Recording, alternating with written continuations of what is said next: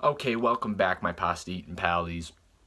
Now, today we're doing another game. Finally, it's been a while since we did a game. Actually, no, it hasn't. I don't. It's only been a week, I think. Um, but anyways, we're doing it anyways. We're doing Mario All Stars. I think that's what it's called, Super Mario All Stars or something like that.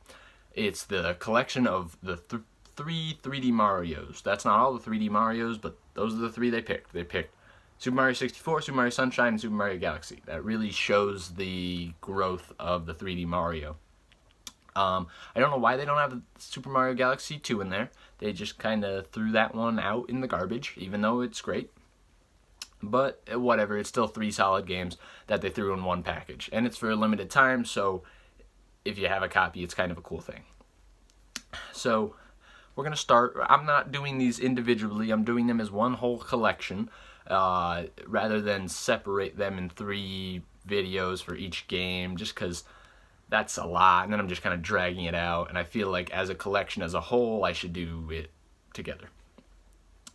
Now, each game has its own shtick.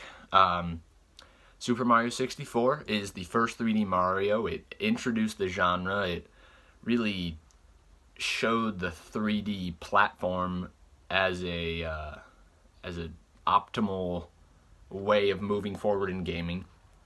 I think historically it is a great placeholder and to show the growth of games. And without it, I think that there's no.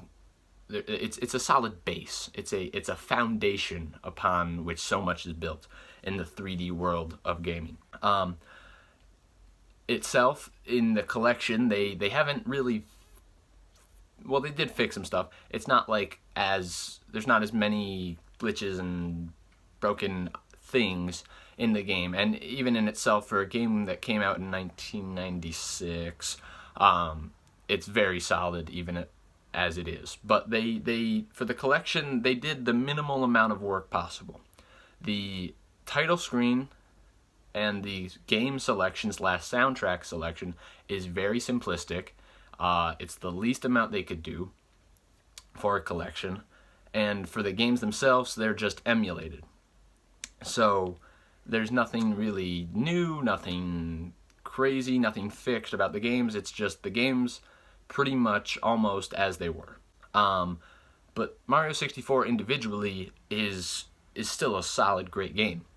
The freedom in that game is unprecedented of the time. I mean, now you have a lot of open world games where you can go and do as you please, but for that, to be able to just go ahead and just do whatever, whenever you want pretty much, it's great for that time. I mean, the freedom of movement and going around the world in 64 it's fun.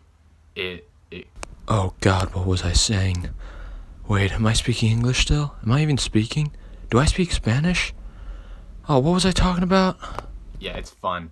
I don't know. I would have a list of other things, but I can't come up with other things. It's more than fun. I just can't think of any other words. But there are, in 64, I think there is a harder skill gap. I don't think a 5-year-old could hop in and do every star easily. There is some challenge to certain levels, and I'm not that great at the game, and I'm not saying it's terribly hard, but there are some stars that are a little more difficult than others, or would take more brain power than some other stuff. But still, it's very accessible, and especially now in the collection, I think it's a good, solid baseline game. And the customability options can add more challenge or ease to the levels of how to get certain stars or how to cheese certain stars and like not do as it intends. There's a lot of fun in that, and speed running and all of that. Now, as we move forward on Sunshine, you've got more restriction. You have a base chaptered story, and you go into each world, and you do this shine, you do the next shine, you do the next shine. It's set up. You don't get to choose what you do. Now, you do get to move around to certain worlds if you want at some points. You don't have to stay in one world for too long. Or you could do the full world, move on to the next one, do the full world. And in each one, they're each unique in this way that you wouldn't seem possible in a set location. They're all tropical themed on this island, yet they're so different and interesting that you don't even notice that it's on the same island. And you can look across the levels and see another level that you just were in or you're about to go to. And that, I think, is great. I think the world itself and the flood capabilities to move around with the water and such, even though you're taking away that freedom that 64 gave you, you still have these new options of movement with water and this beautiful world to explore and go through.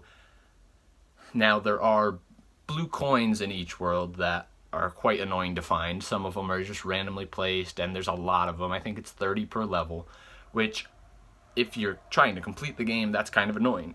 But if you're just playing it and you don't need those blue coins, it's okay. But when you're trying to complete and get all the shines, it is quite annoying to go around and try and find these blue coins just placed randomly. And as I said, since it's the collection, they didn't add too much to it, and it is very the same. There's a lot of parts where it's like, oh, that should be fixed. Why am I flying off the side of a cliff in my death? And finally, after Sunshine, you've got Super Mario Galaxy 1. Not the second one, because they decided not to put that in. Now, Super Mario Galaxy 1 really, I don't want to say restricts you more than Sunshine, but it kind of does. You don't have that. As each game moves on, you have less and less freedom, I feel. Yet in Galaxy, that restriction of freedom works perfectly. You have solid levels that this is where you're going, and you move around this massive little planets and jump around with gravity and stuff, and all these different mechanics like the Bisou flinging on vines, freaking ice cream bars, and you're just moving like crazy. Even though you're so restricted, you're so free. You're freely restricted, or restricted freely. Each world in Galaxy is so unique and different, and you're only there for like 3, 4, or 5 stars. That 5, I think, is the max, maybe 6. I don't know. But you're not there for too long. They've created these worlds that even in the worlds, there are different parts. You might go to one world and it could be completely different for this other star. Yet the layout and the visuals of that world are just a breath of fresh air. Each one is unique and beautiful. There's like an ice cream world, there's a toy world, there's like autumn leaves, space, just straight up space, haunted worlds, lava, ice. You've got so many different things to see and places to go just for a few stars. There's some levels that you only get 1 star in, and they've made this whole level for it, and it's great. Even I think Galaxy's my favorite. Now, that might just be because it's nostalgia also, but it's a solid game, and I think that I wish the second one was on there, because that one has even more to give. Even though it's the same formula that they used for Galaxy 1, it has so much more to give. Now, overall, the collection as a whole, I think each of the games is amazing and deserves a super high rating and should be played by everyone in the world. But the collection as a whole, they did the minimal amount of work possible for the collection. Now, because of that, I think overall I'd give the collection like an 8.5. The games are all solid, but they still have some of the errors originally that they did have, and the menu screens and the stuff for the collection isn't as much as it should be for a 30-year or 35-year like grouping of these games. It's very just, here you go, play them again, and I think they could have done more. But they got away with it because the games themselves are so amazing. If you have a Switch, I definitely suggest getting it before it's gone. It's a limited release. All 3 games are amazing, and if you don't have a Switch, I'd maybe even buy one just to play these 3 games if you've never played them, because even just one of them is a gaming experience of a lifetime. Thank you for watching. Goodbye.